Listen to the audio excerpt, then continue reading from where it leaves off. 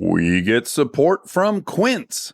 So we've been talking about Quince a lot lately, and as we head into fall, it's the perfect time to reset your wardrobe with their amazing pieces. I think it's so fun to do when the seasons turn over to just spruce up your wardrobe with a couple specials, and Quince is the place. Totally. We're talking organic cotton, Mongolian cashmere, tailored chinos from just $60. Premium fit and quality you'd expect from a luxury brand designer. I love Quince. You know, I like it understated and subtle, and I like stuff that has high quality. And Quince checks all those boxes. I love a lot of stuff from Quince. Honestly, they have incredible premium denim, which is very important for fall. It's pretty much all I wear in the fall is denim. And Quince has such a good selection of quality denim. Their stuff is so versatile, timeless, and built to last that you just grab every single day without thinking. Right. And all of that for 50 to 80% less than similar brands. They go direct to ethical factories, cut out the middlemen, so you get all that quality without overpaying for it. We love that. And they do way more than clothes. They have bedding, cookware, bath essentials, travel must-haves, same deal, and great quality. Upgrade your everyday. Download the Quince app for app-exclusive offers or go to quince.com/Dax. Get free shipping on your order and 365-day returns. Now available in Canada and the UK too. That's QUINCE.com/Dax. We get support from Apple Gift Card.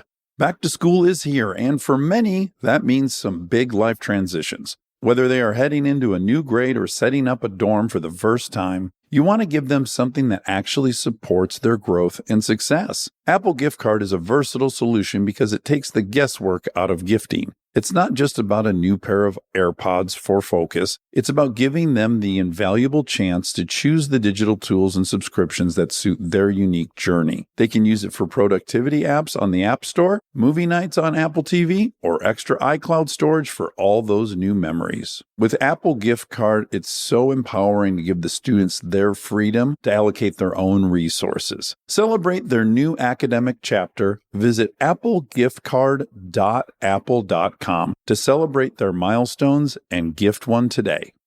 This episode is brought to you by the new Max original comedy series, Stuart Fails to Save the Universe. From the world and creators of The Big Bang Theory comes a new comedy series. Stuart Bloom, comic book store owner and lovable underdog, accidentally breaks a device built by Sheldon and Leonard and kicks off a full-blown multiverse Armageddon. Now, he's on a mission to put reality back together alongside his girlfriend Denise, a geologist named Bert, and physicist Barry Kripke. Along the way, they're running into alternate universe versions of characters you already know and love. Check out the new Max original comedy series, Stuart Fails to Save the Universe, now streaming exclusively on HBO Max with new episodes Thursday at 9 p.m. Eastern. Subscription required. Welcome to Armchair Anonymous. I'm Dan Sneppard. I'm joined by Mrs. Mouse. Hi. Sometimes you're a Mrs. Mouse and sometimes you're a Mr. Mouse. And if I'm Mrs., who am I married to?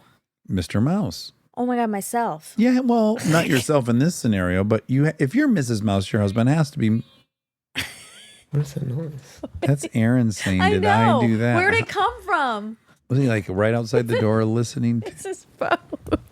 Oh my God, it just I rang. thought it came out of the doll. Okay, get that right up to the thing. I'm going to make it do that. Did I do that? I think that's him. Yeah, yeah, that's him. He does He does the that. best Urkel. Yeah. He's made like a cottage industry out of doing Urkel. Okay, just to give people some backstory, if you heard a random, did I do that? That was Aaron's phone he had left in the attic that he has now set his text message. That's his alert. Exactly. And it really came out of nowhere for us. Should we hear it one more time? Did I do that? God, that might be the real Urkel. No, I think it's Aaron. It's so hard to tell. They're identical. Oh my gosh. Well, this Wow. episode sadly is not about Steve Urkel.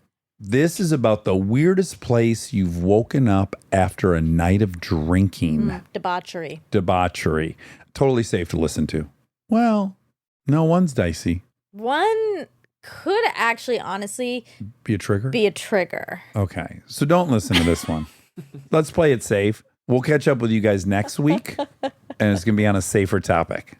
Please don't enjoy what we are calling the morning after. Hard times come and go. Good times, take them slow. My life, I had them both. Remember one thing, you gotta know, I'ma keep on shining. Can you hear us? I can hear you. Wonderful. Hello, Amber. How are you? So good. Are we permitted to call you Amber? Yes. Okay. We don't need a code name. No. Okay. Where are you at? I am in Winnipeg, Canada. Another Here we go. Canadian. Is there other Canadians? Yes. Well, we've found in now the short history of the show, Armchair Anonymous, that inordinate amount of Canadians. So we're either thinking you guys are living more eventful lives or you're just great storytellers. Don't know what it is. We're in search of an explanation.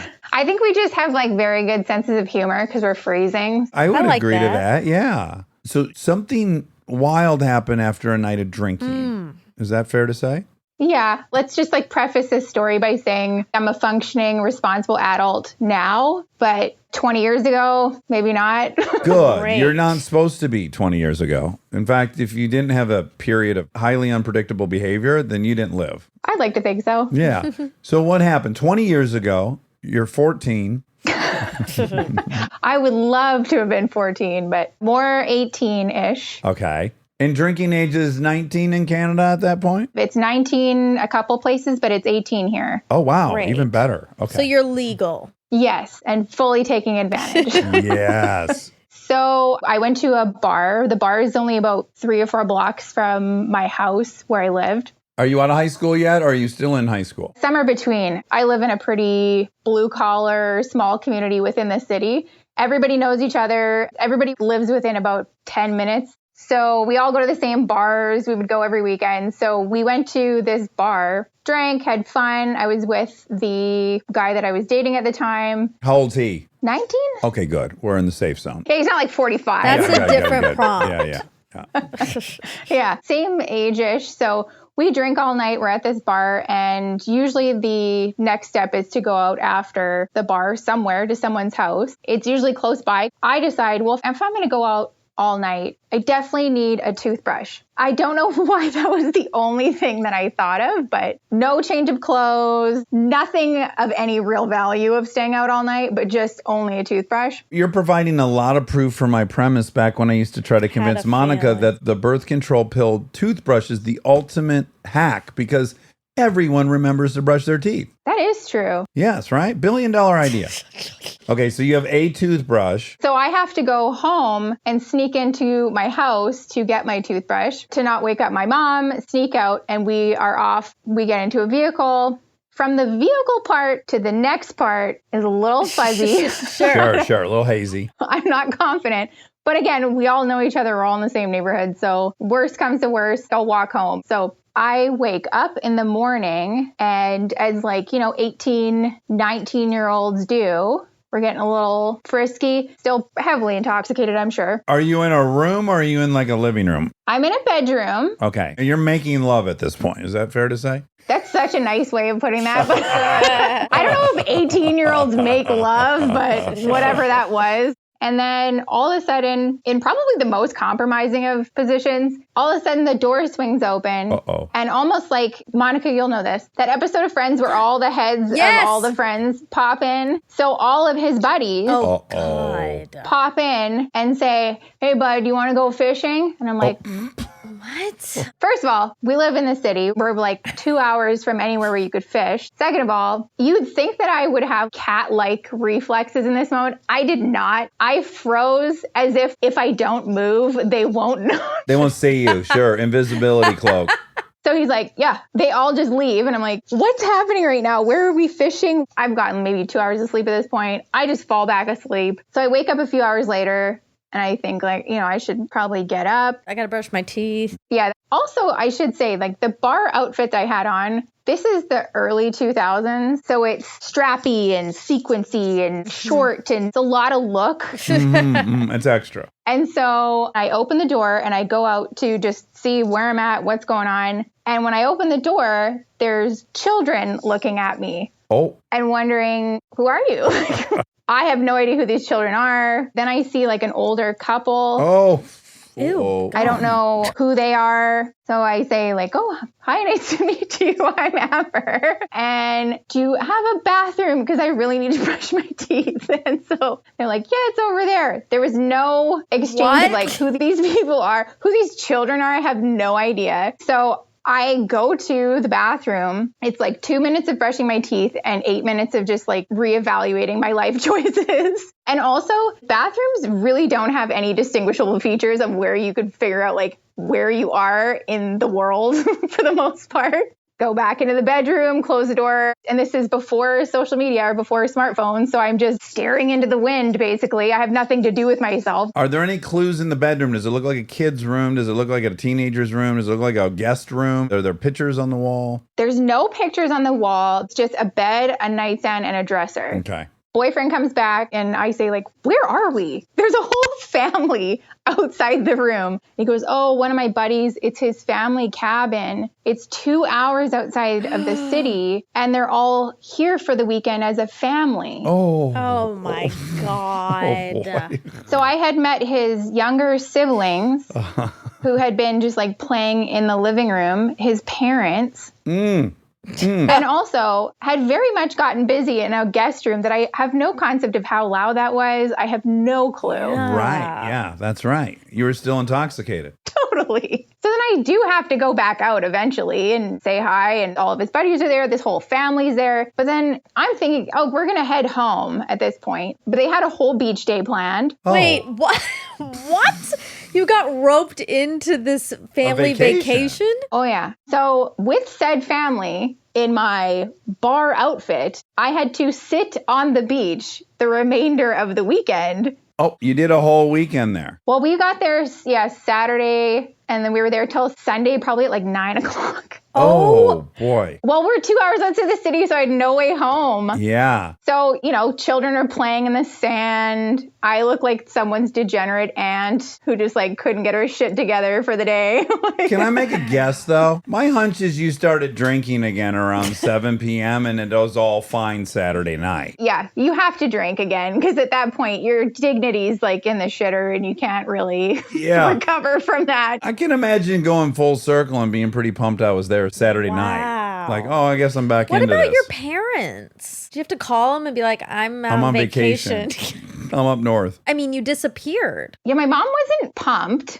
Okay. Right, yeah. But I do think when you're really wild at that age, you end up being a very boring adult. I don't really do much now. I'm in bed by 10 p.m. now. But at the time, you kind of get all this craziness out of your system. Well, I couldn't agree more. I didn't leave my yard for like 12 days a few weeks ago, we figured out. Didn't even occur to me. Like, I couldn't be in the same place more than 2 hours in my 20s. I had to be constantly devouring everything. Well, what's next? Me neither. Always have a 2-day weekend's worth of clothes on your person. You were actually really smart to get that toothbrush. You were gone 2 nights. That was really lucky. God, now I'm going back and I'm playing detective. I got a hunch there was a point that you knew that's what you were doing, which is why you insisted on getting your toothbrush. Yes. You were told we're going up to Derek's cabin, and you're like, well, fuck, I'll need a toothbrush. You were too fucked up to think I also need clothes. I got a hunch you forgot that you knew that, but I bet you knew that, and that's what drove the insatiable need for the toothbrush. You're giving me a lot of credit. It was not much thinking going on, and also just the amount of other times that I would end up somewhere. It was a pattern. Oh, yeah. Yeah. Well, Amber, I'm glad you're here. I'm glad you made it. Thanks for telling us that story. Great meeting you and great getting to talk to you. Be well up there. Stay warm.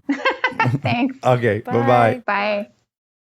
Hey. Hello. Hi, Patrick. How's it going? Can you hear me? Beautifully. Where are you at, Patrick? Just outside of DC. Okay. Gaithersburg? Close by, yeah. Oh, okay. Wonderful. I always say that. You know, that's my go-to, right, Monica? I know. It's I like your laborsome. bookshelf. You have a lot of good books on there. You can't read those books. Yeah, You have I can read colorful them all. books. It's like baby books and it's my wife's books. Okay, so Patrick, what age does your crazy night of drinking occur? So I was 22 years old. I was still in college. This is back in 2007. Okay, where were you in college? University of Maryland. Wonderful. I'm staying at home at my parents' house for the summer. And it's a Friday. A couple of my buddies, they want to go to the OAR concert. They're in town. It's been a long week. I have this summer job where I'm waking up at like 4:30 in the morning. So Friday comes around, I'm exhausted. I get invited to this OAR concert and kind of skeptical. I think I'm not going to be able to power through, but I get peer pressured into going. So I go. 22 years old, kind of your solution at that point is just to go hard and power through. Rally. So we're in the parking lot, we're shotgunning beers, trying to get drunk as fast as possible, basically. Doesn't take long. I think maybe like a half hour into it, I'm blacked out. Oh, wow. Okay, great. So you really hit the ground sprinting. Yeah, I was like, I'm either going to fall asleep or I'm going to get drunk. So I got drunk. I don't remember even going into the concert, to be honest. I remember like snippets, bits and pieces of the concert, but the whole night is just a big blur. I kind of come to a little bit. The concert's over. Me and my friends and a couple like friends of friends were walking over to the mall. Close by, within walking distance, there's an Uno's attached to it. Ooh, Chicago-style pizza? Yeah.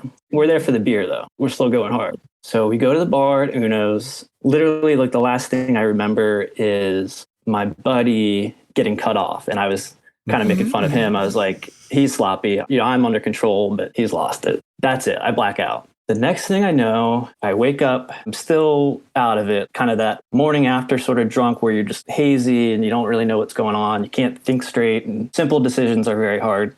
I look around, I'm in a folding chair, but like sitting straight up. Oh, you're at a picnic. I pull out my 2007 Nokia flip phone. There's no evidence of life on my phone. Like nobody's trying to reach me. So nobody's looking for me. I look down, I'm barefoot. I lost my sandals. Can I ask, are you indoors or out? I'm indoors. Okay, you're indoors in a lawn chair, no shoes. So I start looking around.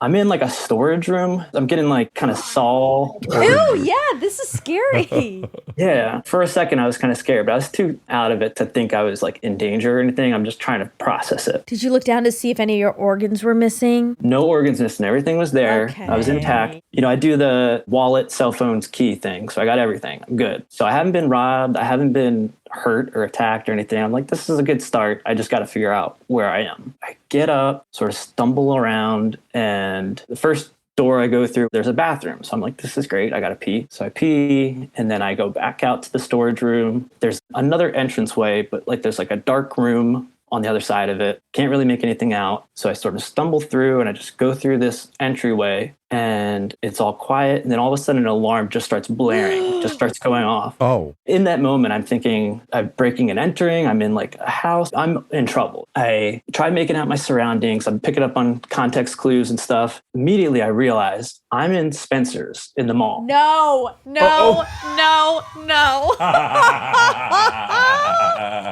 There's blacklight posters. There's sex toys. I'm in Spencer's. I don't know how I got here. I don't know anybody that works at Spencer's. I don't know anybody that works at the mall. So Oh my God. no idea how I got in here. So I run to the front of the store. That metal gate's down and it's all dark. The mall's completely closed. What? What time do you think it is? When I checked my cell phone, it was like 5 o'clock in the morning. So you have a good 4 or 5 hours. How did you get? Wow. This is like magic. But now I just want to get out. Like I'm an awkward, drunken ninja. Like I'm just bouncing around trying to figure out how to get out of this place. I don't know what to do. So I run back to the storage room. There's another door, but it's like an emergency exit door. Okay, this could be good. In my haze, I'm like, do I go through this door? Is some secondary alarm going to go off? The alarm's already going off. So I can't even think straight. You're in for a penny, in for a pound. The alarm's already going off. Let's set them all off and get the fuck out of there. Exactly. So I go through and I'm holding my hands up like a SWAT team's going to be out there or something. I think I'm in like serious trouble at this point. I go out the door and it's 5 o'clock in the morning, completely empty parking lot. It's quiet. It's a nice sunny morning. There's no Uber at this time. I'm 3 miles maybe from my parents' house. And my immediate thought is like, I can make it home. I can walk home barefoot 3 miles. So I start walking and then I'm kind of going back and forth between barefoot jogging and walking, thinking that it's going to speed things up a little bit. Finally, somebody pulls over and they recognize me. It's like a family friend. He's getting off the night shift or something. So he's like, do you want to ride home? And I was like, yes, that would be great. Thank you. He takes me home. I walk into my parents' house. By this point, it's maybe 6:30 or something. My parents are up like making breakfast and stuff. And I walk by them. They're all confused. They think I'm upstairs sleeping in my room and I'm too out of it and stuff to make up any lies. I'm like, I woke up in Spencer's. I got to go to sleep.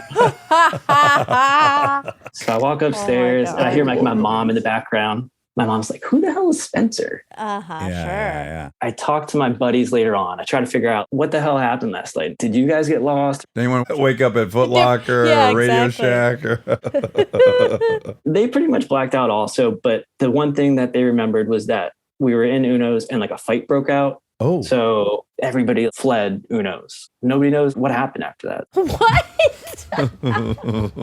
For maybe like a year, I didn't go back to the mall. Definitely not the Spencer's. I thought there was going to be like a wanted poster of me or something. yeah, of course. When you're young, you think you're going to be the brunt of an FBI investigation. Yeah, I thought it was all about me. So you just still never know, because clearly Spencer's was closed by the time you were at Uno's partying. Yeah, so I have all kinds of theories. Maybe I just wandered around and maybe a door was unlocked and I just helped myself. Or maybe I just like fell asleep in a parking lot and somebody was like, come on in here. You could sleep here and be safe. I don't know. Wow. I got to vote for you're getting the fuck out of Uno's. You're afraid you're going to get your bell rung and you're just checking doors. And by some miracle, that door you left The emergency wasn't door. all the way closed. And you went in there to wait it out. You sat down in a chair. I'll give this 20 minutes. And then asleep. cut to 5 a.m. Oh my God. That is so funny. Oh, wow. Do you regret not stealing any stuff? No, I don't regret it because I thought I was actually going to get arrested. But I remember seeing toys and stuff like that. And I wasn't thinking cash register. I was like, oh, like a Rubik's Cube or whatever. That'd be cool Yeah. to take home. So I think the statute of limitations has expired for me to tell this, but my brother worked at KB Toy Store in our mall in Michigan, and they had tons of the Flexi Track for the train sets. And Right. so when he was on the night, they didn't have a night shift, but he would be there late.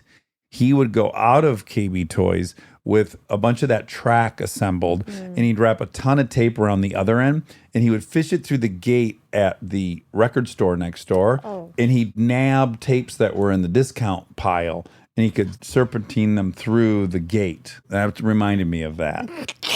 Who's here? We got a visitor. Hi, Tony Bear. Hi, Delty. It's my friend. What are you doing? Recording. Well, that's a great story, Patrick. What a punchline that you woke up at Spencer's. Yeah, the mall. My favorite place. Yeah, this is Delta. hi, Delta. Delta, you can say hi to Patrick. Hi, sorry I interrupted. You're fine. That's baby. okay. How are you doing, Patrick? I was going to grab my wife and possibly kids. Bring her in. Oh, look at this beautiful family you've assembled. Hi. Nice to meet you guys. Who's this little one? Oh my God, there's two little ones. You say hi, Bree?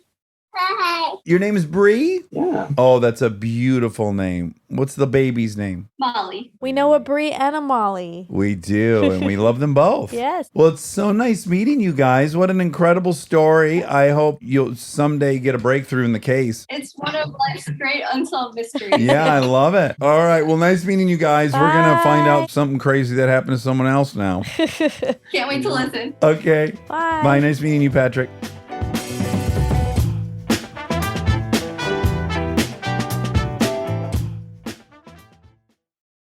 This podcast is brought to you by Squarespace.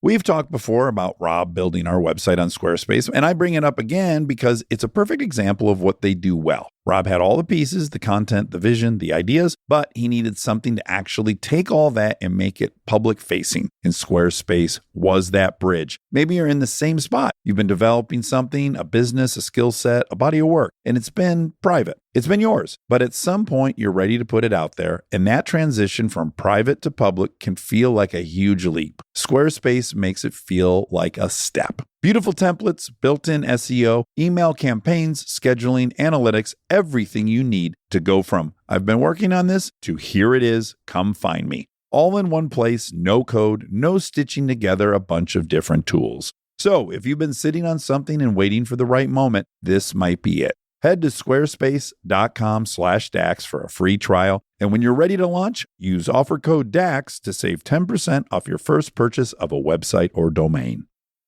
Back to school starts now. Get long-lasting battery life on the Dell XPS laptop powered by Series 3 Intel Core so you can work from anywhere. Now starting at $699 with exclusive student pricing starting at $599. And it's lightweight, portable, and packed with enough processing power to make multitasking a breeze. So say goodbye to distractions and hello to more free time because you finished your work faster. Complete your setup with savings on select monitors and more must-have electronics and accessories. Limited time deals and free shipping on PCs and more await you at Dell.com/deals. That's Dell.com/deals.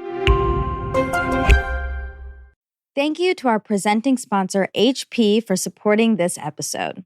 Parents, you've got enough on your back-to-school list right now. Ink cartridges do not need to be on it. They just don't. The HP Smart Tank printer uses a refillable ink tank and comes with up to 3 years of ink included. It's the last printer you'll ever need. To learn more, search HP Smart Tank. This episode is supported by Helix. So I've had my Helix mattress for a few years now, and I still love it just as much as the first night. That says a lot because a good night's sleep is very important to me. Sleep is everything. And what's great about Helix is that it's not a guessing game with finding the right mattress because they have over 20 models, so you can find the one that actually fits how you sleep. And with that summer heat upon us, Helix has cooling upgrades that can get you the best rest even on hot nights. I have a Helix Midnight Luxe mattress. I really like the level of firmness it has, but that might not be right for you. They have so many options and you just go take the quiz and it is perfectly matched for your needs, which is incredible. I also highly, highly recommend the cooling upgrade, especially in the summer. It makes your sleep so much better. If you're still tossing and turning on a mattress that's not working for you, just trust us on this one. Go to helixsleep.com/armchair for 20% off site-wide. That's helixsleep.com/armchair for 20% off site-wide. helixsleep.com/armchair.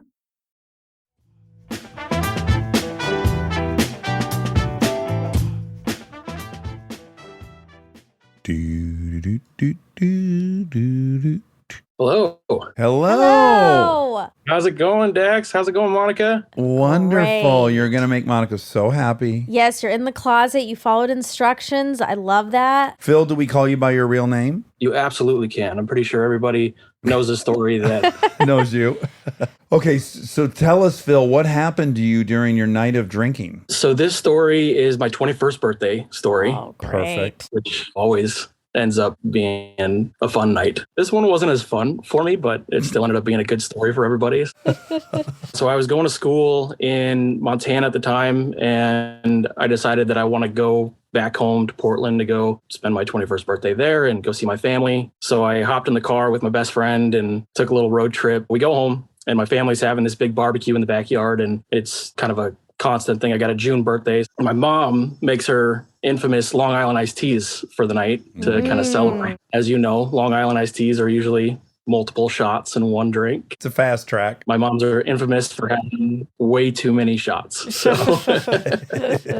we have a good night there, and a couple of my friends are there, and my sister's there, and she says, all right, well, we can't just have your 21st birthday here. We got to go downtown and have a good time. Yeah, you got to order a drink at a bar. Yeah. Yeah. So we go downtown and it's about 5 of us, and we go to Huber's, which is the oldest bar in Portland. They're famous for their Spanish coffees, and they make this really cool display where the guy pours the Spanish coffee over his head. Oh, Oh. fun. So it's kind of our tradition to go there. Yeah. By this point, we've already had my mom's Long Island iced teas. We've had a couple drinks at this bar. I'm definitely starting to feel it and starting to kind of brown out a little bit. Sure. My sister says, oh, we should go to this club. We could go dancing and this and that. And I'm like, I don't really feel like dancing. It's not really my thing. But I know the strip club across the street, and I'm just going to take my friend over there. Okay. Sure. Yeah. We go to this club, and my friend walks in, and he goes up the stairs and out of sight. I try to get in, and I show the bartender my ID.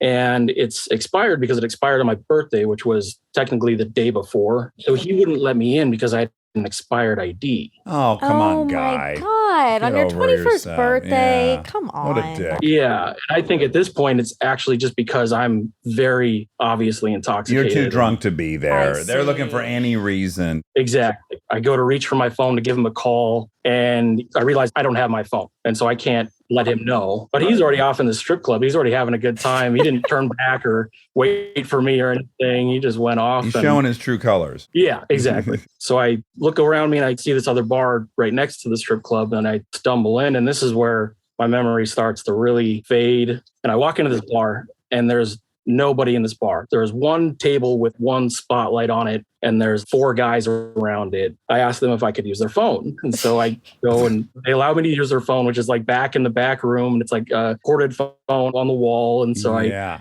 go to type in my sister's phone number because that's the only phone number I have memorized. So I call her, but she doesn't answer. They get a call back, and it's my sister. So I talk to her for a second. This is where I don't remember. She tells me to go outside, wait outside, and she'll come find me, and she knows where I am. Yeah, she'll collect you. Yeah, I walk out of the bar and just go down the street and just start walking. Yeah, you gotta see some stuff. Yeah, see what's cracking. Oh, drunk people. Yeah. As we hear these stories, isn't it insane? You become like a zombie, child. and you're at the whim of luck at that point. You know, whatever happens, happens. Yes. Anything's on the table. Yeah, and it was. So I start walking down the street, I guess. From here on, these are memories that I have been told. I was walking down the street and somebody saw me just stumbling, tripping, just shouldn't be in public. A danger to themselves. Yeah. Some guy decided to help me out, and he asked me where I lived and if I needed help. I didn't tell him I lived in Portland and here's my parents' address. I told him my college town. And I guess he took it in his power to take me home, but not to my house, but to his house. Okay. All right. My God. I only remember like a faint little bit of being in somebody else's car that night. And so then the next morning I wake up and I'm in this guy's bed with him laying next to me. No, I hate. Oh my God. This Cuddling is scarier me. than the ghost Oh, stories. there's cuddling. No. He said he's cuddling him. No. Okay. This is upsetting. I immediately jump out of bed. I realize I'm fully clothed still. Oh, which is thank God. Thank God. That little hesitation before you said fully clothed. Yes. Woof. There was no discomfort, so to say. Yes, everything felt tight and as it should be. I run into the bathroom, check myself, realize, I have nothing in my pockets except for $5 in my expired ID. And I'm like, what am I going to do at a strip club with $5? What was I thinking? Yeah. I had a hunch you had no money when you were telling me you were going in, because I was like, this guy not only saw you were too shit-faced, but he also was like, this guy has no money to be here. So I end up walking back out and kind of asking him what had happened. And he just said, oh man, you were just too drunk. You couldn't talk to me or anything. And I didn't want to just leave you there. So I took you home and cuddled you like a newborn. What? No. Not I just took you home. I put you in my bed and snuggled you. Oh my God. Ew, God. Apparently I put myself in his bed. Okay. In his defense. But he could have slept somewhere else. Yeah, exactly. Yeah. I actually ended up asking him if I could use his phone and called my sister. And at the point that I left, she thought I was just going to be outside this bar. But apparently I'm nowhere to be found. And so she's looking all over the place, goes into the bar, can't find me. Oh. I'm just gone. So she's thinking I got kidnapped. Which you kind of did, but not really. This is why I'm scared of kidnappings. They're real. Yeah, you got a good point. So she goes home and tells my parents at like 2:00 in the morning, I lost your son. So they freak out. She kind of tells them the story. And then they go out, my parents, my sister, my friends, all going out downtown, driving around. Oh, you're that guy. Yeah. So I call the next morning and my sister's screaming at me. Where the hell have you been?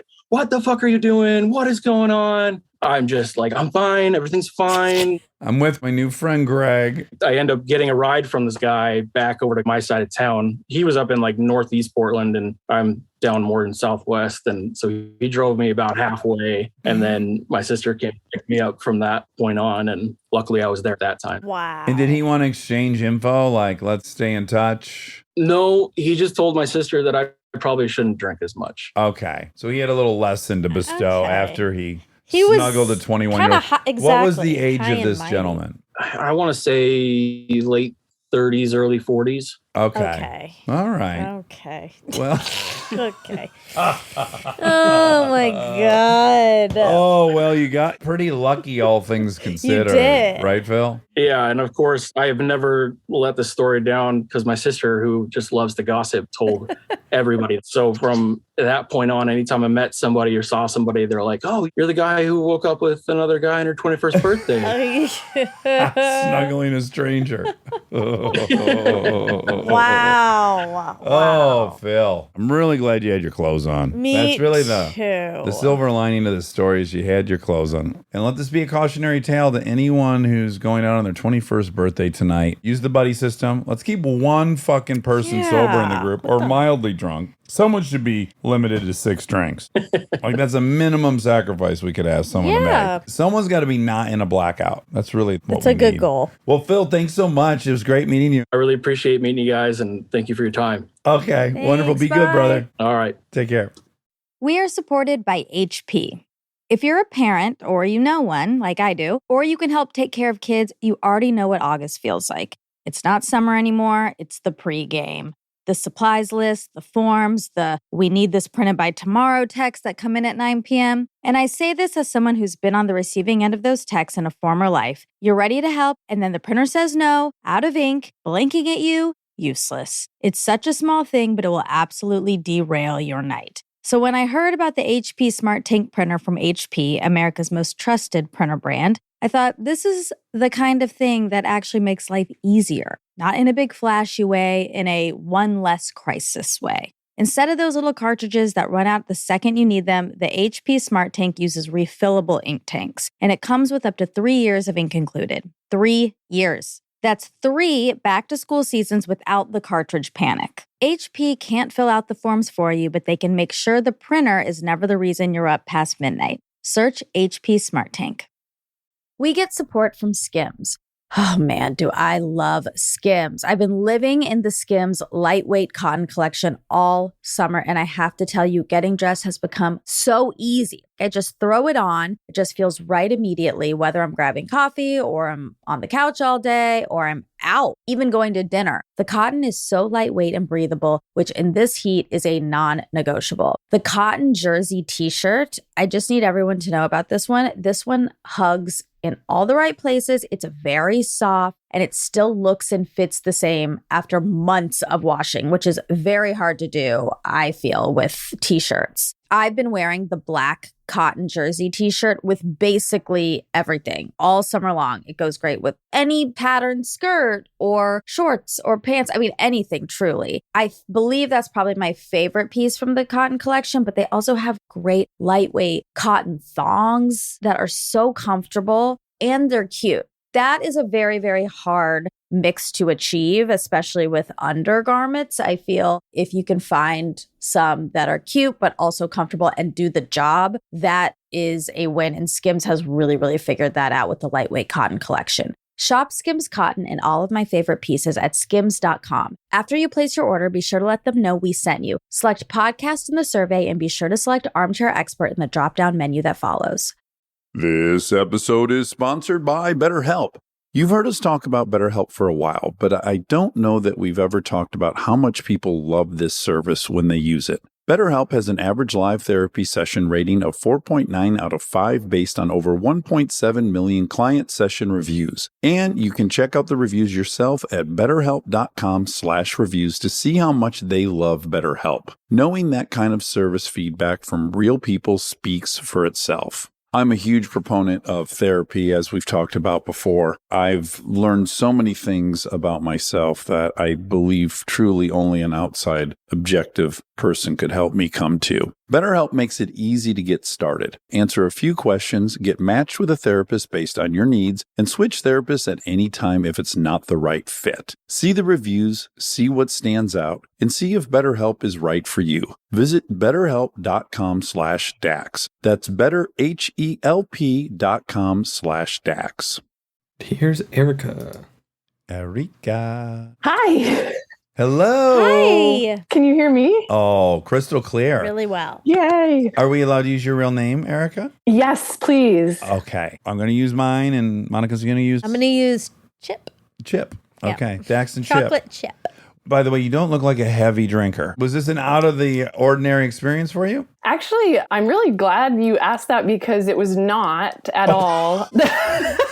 I love that. Okay, so I see. Don't judge a book. No, I think we're in the same business, Yeah. maybe. I'm actually a little over 1 year sober right now. Fuck yeah. Congratulations. So you do look very sober to me right now. Yes, I'm quite healthy, I think. Didn't want to go too much into the fan stuff right off the bat, but I do just have to say that listening to you talk about your sobriety experience has been really impactful for me. And just coming forward and telling a story and being like, I'm just going to own it and laugh. And it's kind of scary, but here I am. I'm alive. So thank you. That makes me the happiest. If I can play some tiny role in somebody's sobriety, that's about as good as I can do. So thank you. All right. So back when you weren't sober, when you were making wild stories, hit us with what happened. Yeah. So my bad times with alcohol happened right away. There was no easing into it. It was pretty much immediately. Good. So this story happened when I was 16 or 17. So I was in high school. A big part of setting the stage for this story is that I grew up in rural Maine. And so we kind of had to get creative, I think, probably like most teenagers do, but in our own way about where we were going to party. Field parties, lake parties, outdoor parties. You see where this is going already. Yeah. We partied in fields a lot in Michigan, just so you know. You had a field, you had a venue. I know another equivalent is like gravel pits were really popular. Oh, great place to party. Yep. My friends, it was kind of a small group of us. We were really close and we didn't have parties. We did campouts. That's very important. It was a campout. So I think just prior to this event, we had been like having these campouts where we just, exactly what it is, set up our tents, have a fire and drink a bunch and hang out. And we were doing those at our friend's house. And as happens with teenagers, we got caught. Apparently we weren't being super discreet. Probably like 100 yards from his parents' house, just like raging, thinking they weren't going to notice. So I had a couple guy friends. They went and decided they were just going to scout us a totally new location. Again, rural Maine, like they just drove around back roads, dirt roads. They were looking for property that was not posted as private property, because that would obviously be really bad, and was like not near any houses where someone could catch us and where we could just continue our campouts. So they found this spot that we started going to pretty regularly, and I just GPSed it. It's like an hour from where my parents lived. So already I'm driving to go to this party. Yeah, you're committed. Yes, it's a ways out. I think my mom probably made me call from a landline on caller ID before I went to the party. I probably went to my best friend Melissa's house to call my mom and say, I'm in, I'm safe. Yes. Not doing anything crazy. And then drove out to this location. I was very proud of being someone with a truck that could go out to this party, and packed it up and drove out probably down a mile-long dirt road.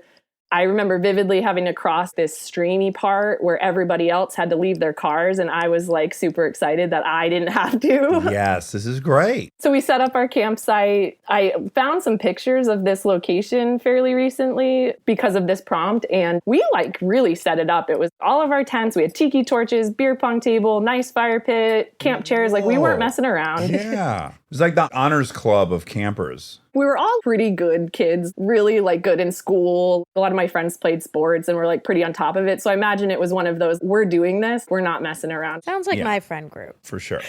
So the night is probably just a typical night, nothing that I can remember to report because I think I was blacked out drunk. So I probably played beer pong. We were drinking Bud Lights and went to sleep in my tent. That's what I know happened because people told me it happened. I went to sleep in my tent. When I woke up, I was walking down a trail, an unmarked, like an ATV trail, you know?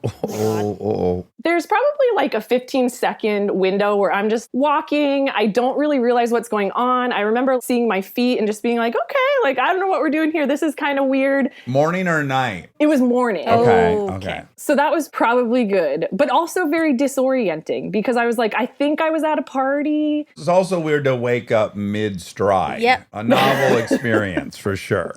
I'm sure it was like a combo of still blackout drunk and a little bit of sleepwalking, you know, and just like that's when I came to. I bet you went out of your tent to piss in the woods and then went the wrong way to get back to your tent and then woke up. That's my theory too. I don't know what else would lead me to leave my tent, but I did. And I'm just walking, super disoriented. Everything looks the same. I think my first thought was like, okay, if I'm walking out, I should probably just turn around and go back because that would make the most sense. Yep. But I was drunk and disoriented. And so I just remember like running in one direction and then being like, I don't know what to do, running in another direction. Oh my God. Oh my God. Oh my God. Is This panic scary. setting in? Yeah. Pure panic, crying, Yeah. yelling, like maybe someone will hear me. Yeah. Help. Oh. Surprise.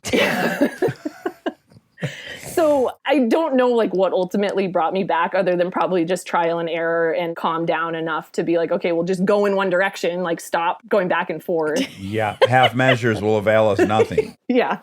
And, you know, I got back and like, of course, my best friend, Melissa, she was terrified, you know, like thought I died. Ugh. Got abducted. Yeah. Kidnapped because that happens a lot camping. Did you guys never think when you're out in the woods like this, like some hicks are going to come by and we're going to end up in a basement? I remember people being like nervous, you know, I remember this one controversy among the group where like one person thought they saw a truck, but no one else saw it. And like the group didn't believe them. And everybody was like really worried. Did this happen? Are we at risk?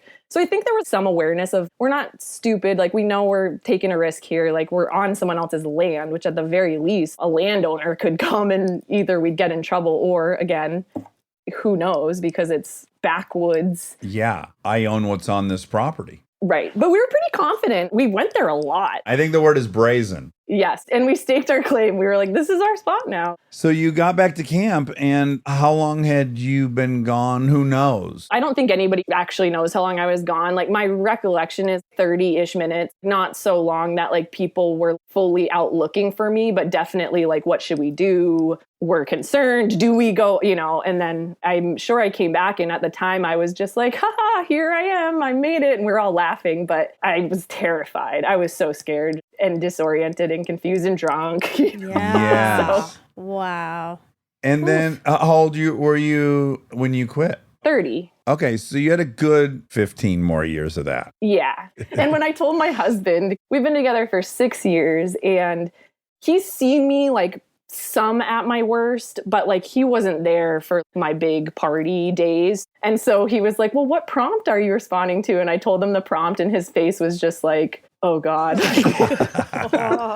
what story are you going to tell? Although any prompt that doesn't involve pooping your pants, kind of a plus. He had to think like, well, it could be worse. I could be learning about something I didn't know about. And then pretty consistent blackout drinker. Was that your mode? Yeah, that was one of the big things that made me need to stop, because it was from the beginning, kind of what I said when I first started drinking. It was so apparent. I look back now. And it's like red flag, red flag, red flag, red flag. Oh, yeah. I think I blacked out the first time I ever really drank. And it was just, that was my experience pretty much the whole time. You know, I could manage my life enough. Like I've held down jobs. I've been able to function, but it got to a point. Well, this is where the overachieving can also be a curse. Like I was a full-blown addict and alcoholic and still going to UCLA and getting really good grades. I'd have an impossible level of productivity for 3 days a week to make up for the shame I had acquired the other 4 days. Yeah, like I did great in college. I have always excelled at my job, but I've had this like feeling, especially with the blackouts and being told by people, oh, there's you nothing did this worse. thing. Yeah, when you wake up and you're like, what am I going to hear about? Yeah, I kind of want to ask because it's driving me crazy thinking I did something. Yep. And I don't know, but I'm also like, I don't want to fucking ask. I'm not going to bring that up unless they bring it up. So it's just really not good. Oh, yeah. Waking up in the morning. That's what happens is you trade when you get sober. You trade the nighttime for the morning time. And to be able to wake up without a single doubt that you didn't do anything insane, that you don't owe anyone an apology. To have trust in myself again, that peace of mind has been so huge. Well, this has been an absolute pleasure. Yes, and, thanks for chatting. Yeah, I'm glad you weren't in the woods for a weekend. That could have happened. Yeah, God. You didn't break your ankle. You weren't stuck out there. It could have been so much worse. It's definitely one of those moments that I look back on and be like, you're really fucking lucky. Like that could have gone so bad for you and your friends too. Oh man. My mom always says drunks have the best guardian angels. For real. Yeah. Well, Erica, so nice meeting you. And thank you for telling us that story. Yes. And congratulations Yes. on over a year of sobriety. That's so wonderful. Thank you. I'm really proud. I talk about it quite a bit with my people in my circle, but I haven't shared it super publicly. So this is kind of like a cool moment to just own it. Yeah. So thank you for that opportunity. Well, thank Thank you. you. Be well. All right, take care. Bye. Bye. Well, I'm glad we didn't interview anyone that died. I know. Have you ever woken up anywhere that you didn't? No. No, never. You've had some blackouts though, I've right? never blacked out. Really? Wow, that's impressive. I don't think it's impressive. I think it's just my disposition. I've never had Pushed hard time enough. out where I don't remember. I've had to pass out. Well, you definitely metabolize alcohol quickly because you're a good drinker. Some people have a drink and they're fucked, and you can have many drinks and be pretty normal. I've witnessed it. You have a good disposition for it. Yeah, but I mean, that's also tolerance, I guess. If you're someone who gets hammered off of one, you're blacking out after 3 drinks. I could drink a fifth of Jack and still have all my memories. Beyond the fifth of Jack, we're probably getting into some questionable hours. Yeah, some dark time. Scary. Scary. All right, I love you. Love you. Do you want to sing a tune or something? We don't have a theme song. Oh. Okay, great. We don't have a theme song for this new show, so here I go. We're gonna ask some random questions, and with the help of Armcherries, we'll get some suggestions. On the fly rhyme dish, on the fly rhyme dish, enjoy. We are supported by Allstate. Checking Allstate first could save you hundreds on car insurance. Not checking what the warning light means before pulling out of your driveway, you absolutely convinced yourself it was probably just a sensor thing right up until you were standing on the side of the road waiting for a tow. Yeah, checking first is the right move. So check Allstate first for an auto quote. It could save you hundreds. And for fast, reliable help when you need it, add an Allstate roadside plan today. You're in good hands with Allstate. Potential savings vary. Insurance and roadside assistance plans are subject to terms, conditions, and availability. Insurance provided by Allstate North American Insurance Company, Northbrook, Illinois. Roadside assistance plans provided by Allstate Motor Club, Incorporated, an Allstate affiliate.